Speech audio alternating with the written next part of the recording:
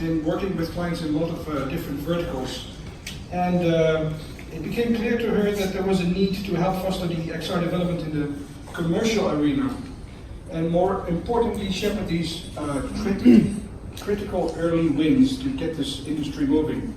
And that's why Amy conceived Endeavor VR. Her own personal mission is to see XR fundamentally improve every aspect of our lives, with the goal of making this technology accessible and transformative for everyone. And that would include us and you. So please welcome Amy for her keynote speech. Thank you.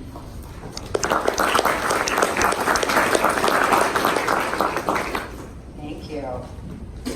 You didn't have to do the whole bio. I didn't do it all. I left some stuff out. But it is true. I actually do care about this technology, which is why I travel. I sound this way. Spend a lot of time traveling, talking to different factions, not just our little second grade soccer team of XR, because we travel around the ball in a pack and talk to each other about how great the technology is, but that's not moving the needle. Which is why I jumped at the opportunity to speak here today, really about what is the AR cloud. And I'm sure I'm not going to be able to educate you in any way, shape, or form on kind of the technical aspects, but I did want to share with you some of the ways that we're actually thinking about it and the future of immersive technologies. And I like walking around, and I'm kind of stuck here because I need to see my slides. So I'm going to start to move out, and then I'll come right back. So the AR cloud essentially is the enabler for our augmented lives. You're welcome for this image. You're going to be thinking about this later. It is a digital twin, right, of the entire planet.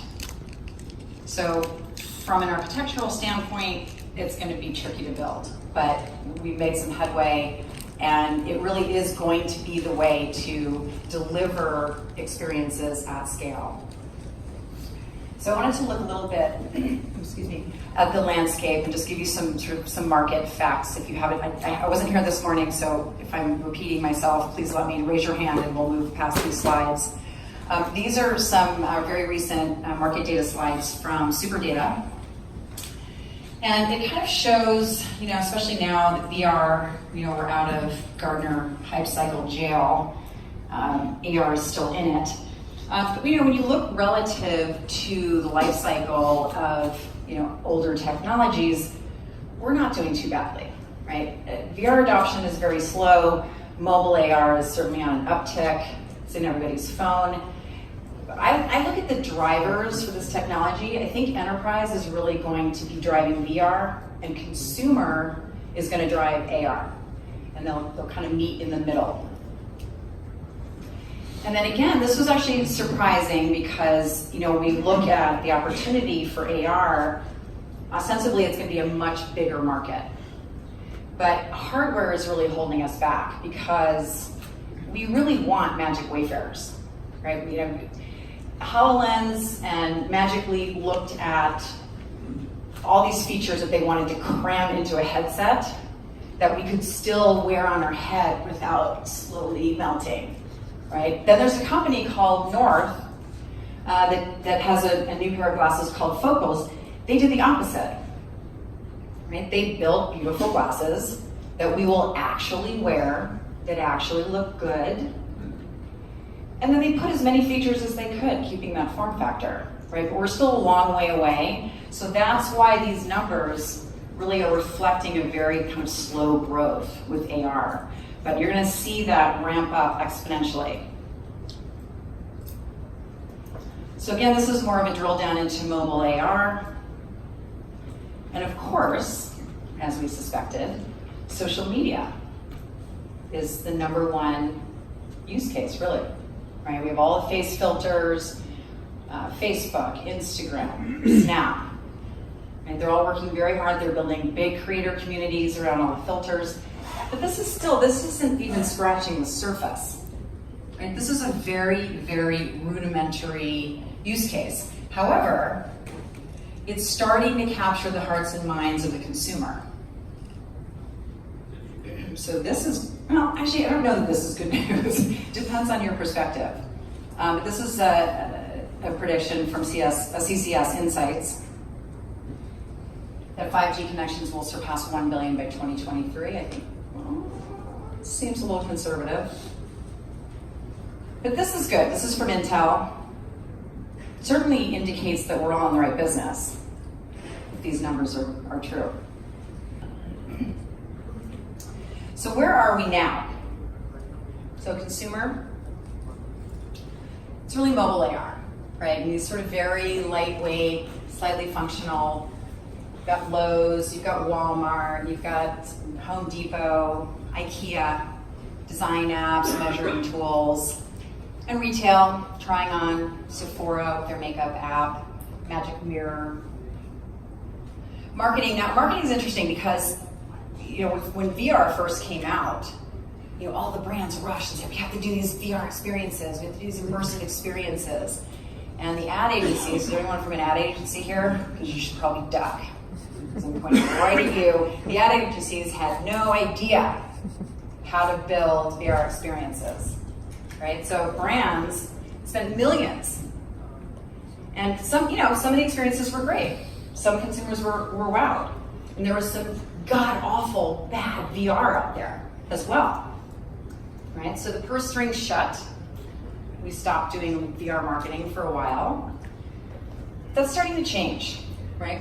We've learned, some of the agencies have learned, actually what's really happened is the brands have learned to go to true immersive content creators directly and build great experiences, because the outcomes were completely anathema to the whole point of a brand experience, right? Consumers were going in, whether they were wowed or not, and not drawing a line from the experience to the brand, right? That's 101.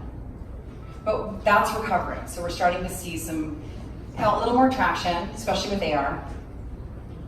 Brand experiences, I don't know if you've seen this. This is Pepsi in the London bus stop. It had an AR-enabled bus stop.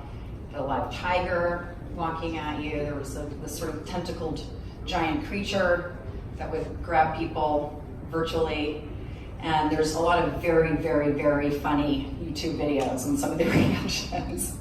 So if you've got an hour to kill, I highly recommend it. And what's better than sitting down with a bottle of wine and having it speak to you? So entertainment, games, obviously.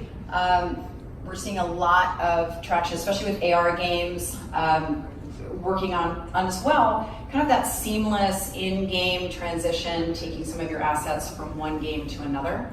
And that, again, part of where the AR cloud sort of fits into this whole ecosystem. And esports, of course, is going to be huge, as we all know. And on the enterprise side, so the wearables, the form factor isn't a concern, right? It's really the functionality. So we're seeing a lot of warehouse, safety, pick and pack, just really, really strong productivity metrics around the wearables in an enterprise environment. And then sort of an end-to-end strategy training in VR, and then using those same assets as sort of a reminder or a QA mechanism actually on the floor. So remote technical assistance, again, this is here now available today. And then where we're seeing the evolution of this is we're going to add an AI layer to the back end of this. So you've got your field technician, you've got your expert back at HQ, and then we add the AI layer so that entire interaction is recorded. And then next time, using computer vision, that there's any field technician in front of that same issue, we play the recording, right? So you're kind of building this efficacy loop.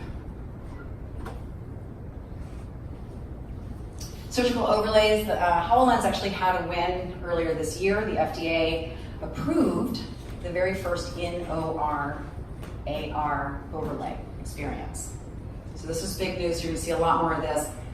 I've seen a lot in VR, again, training different surgeons collaborating together in a 3D environment using patient scans. So patient care, from an insurance standpoint, being able to walk a patient through the entire procedure. And of course, training. Again, VR training and AR training for the military, valuable on site, in the field. But this is not the future, right? This is already here. And this is sort of a microcosm of what's to come.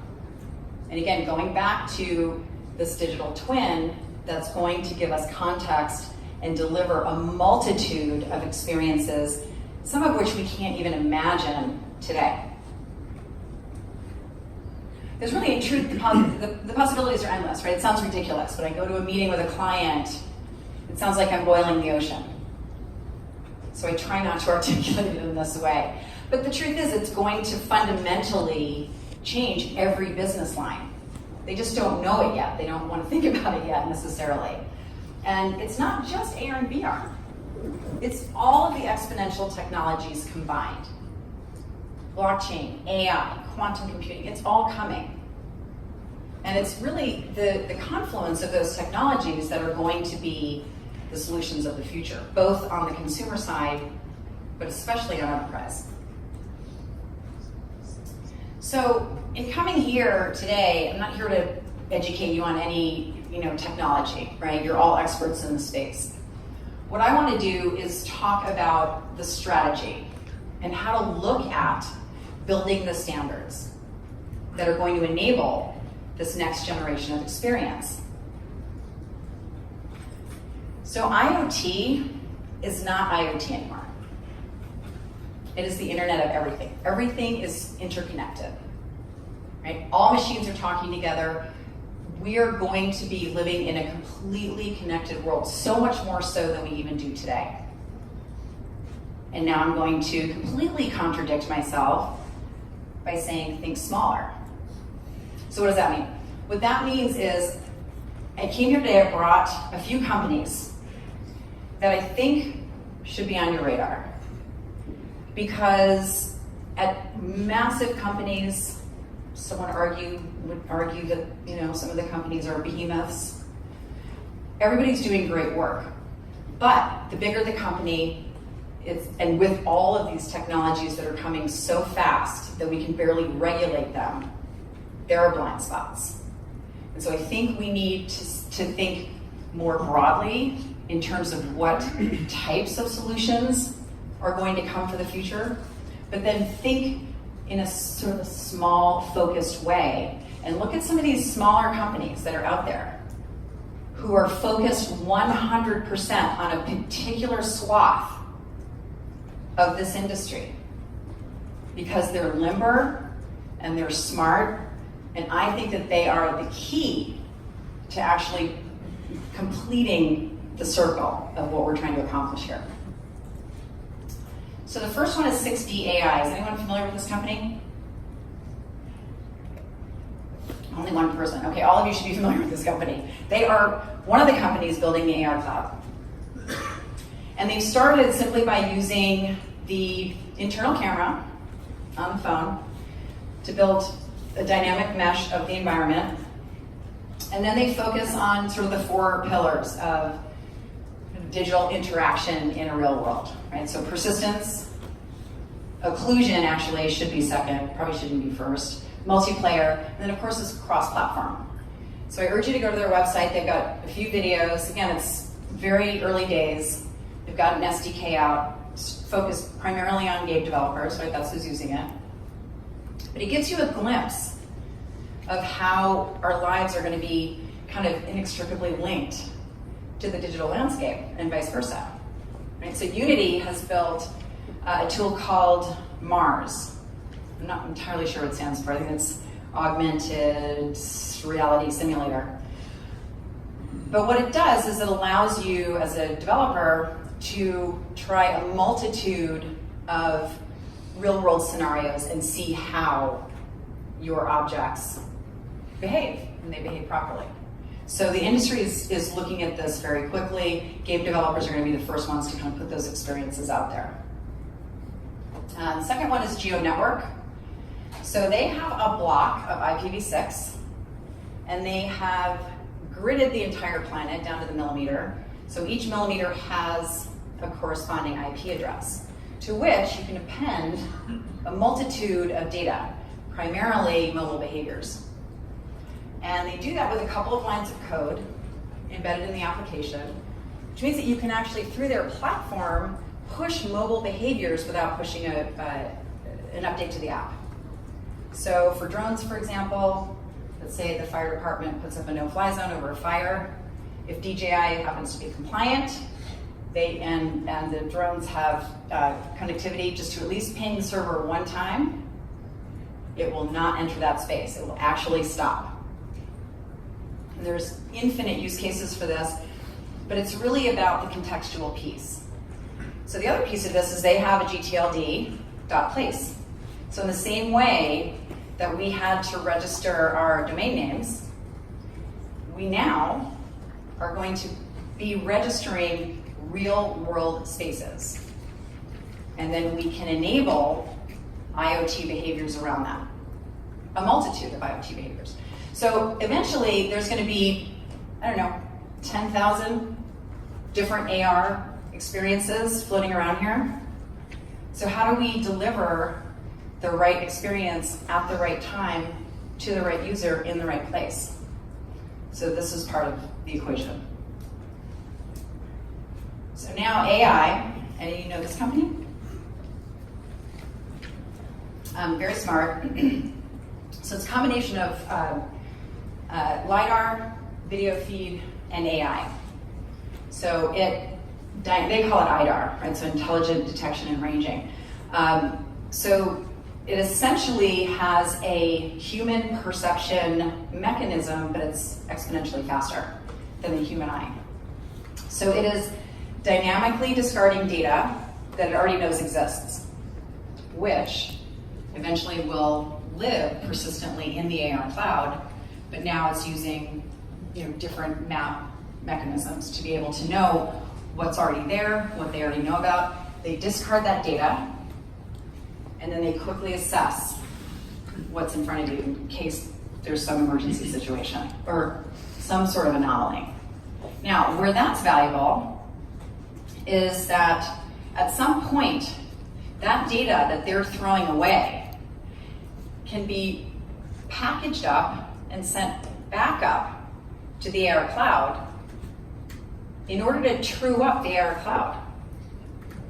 Because, somebody hit a stop sign. It's no longer like this, it's like that, right? So we have this mechanism to consistently check and balance that what we believe is the static digital twin is as it should be.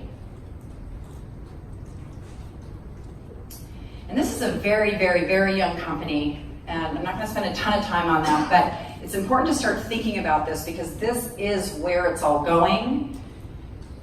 Digital identity.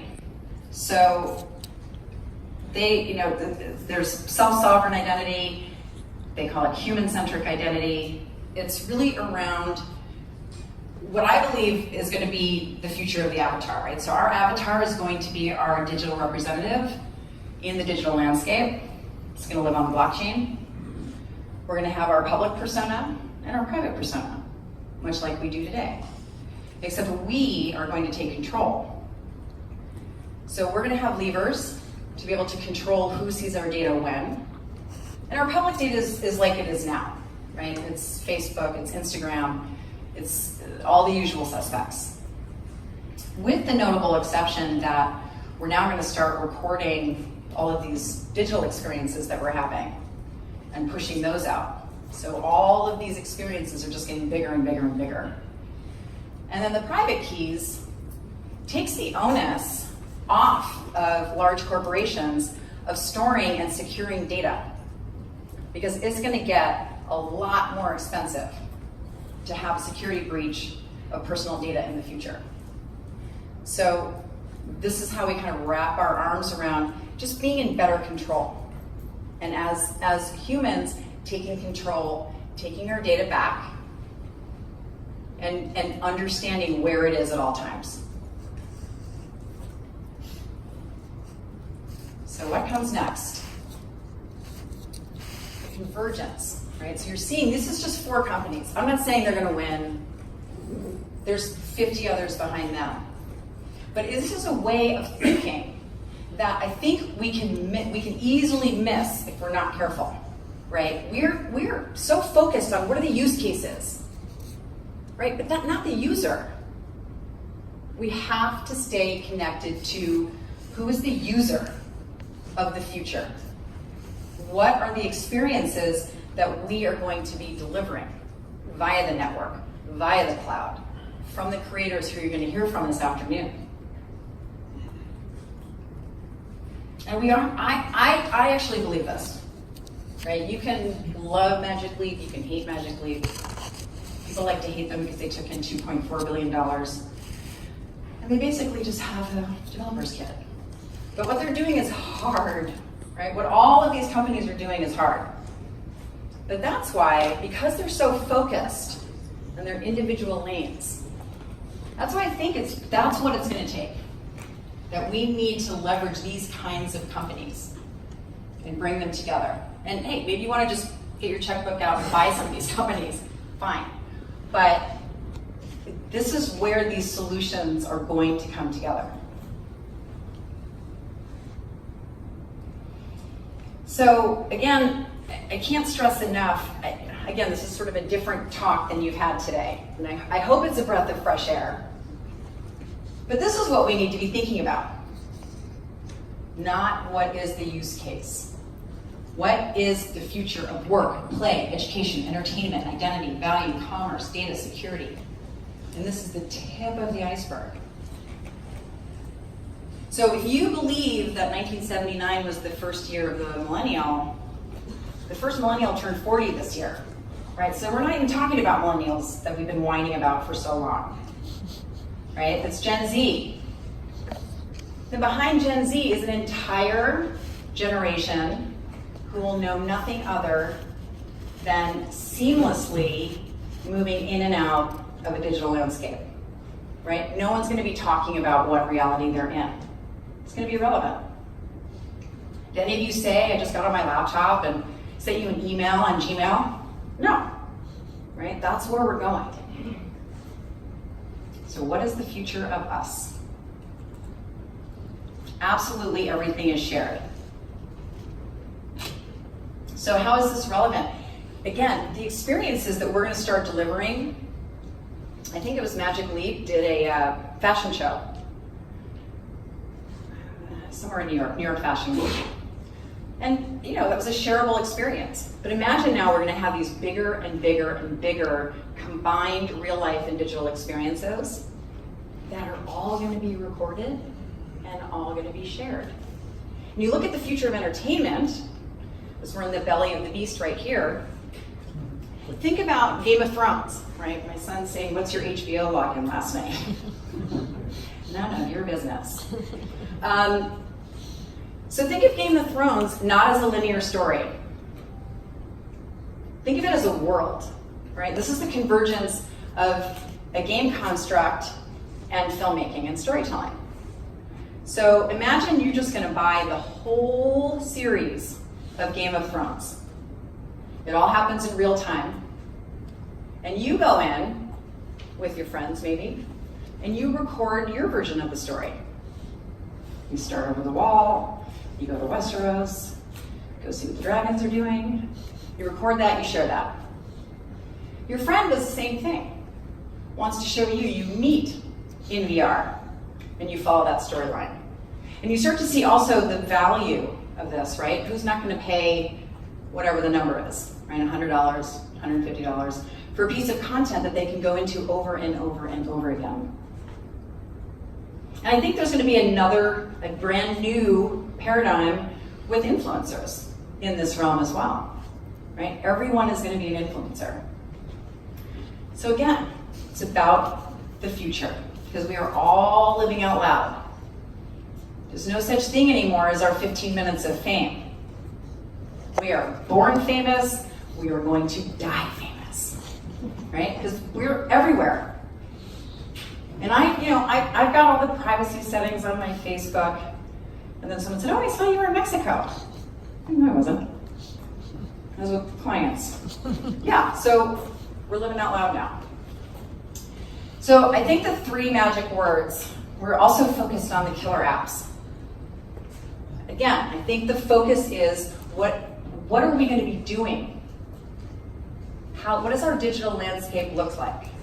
So context is an incredibly important piece of this. So in my avatar, let's say today there's only 1,000 experiences in here. All right, so I know the ones that I want to see. That's around intent. It's around location, another piece of contextual information. And I know that I want to see it. So that will be displayed for me. Now, what happens to discovery? I want to discover experiences. I want to see the graffiti over there, but I don't even know it's there. So that's where my avatar comes in, right? I give certain permissions to certain artists who I have discovered through certain influencers and given certain permissions. And then brands.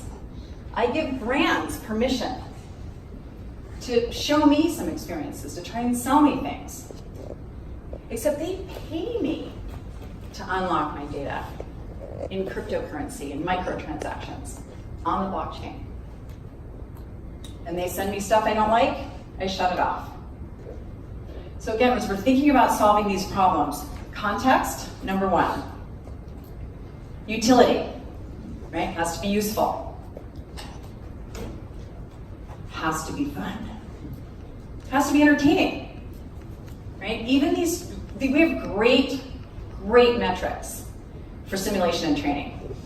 I will regularly bet my fee that a client will see double-digit improvement with VR training.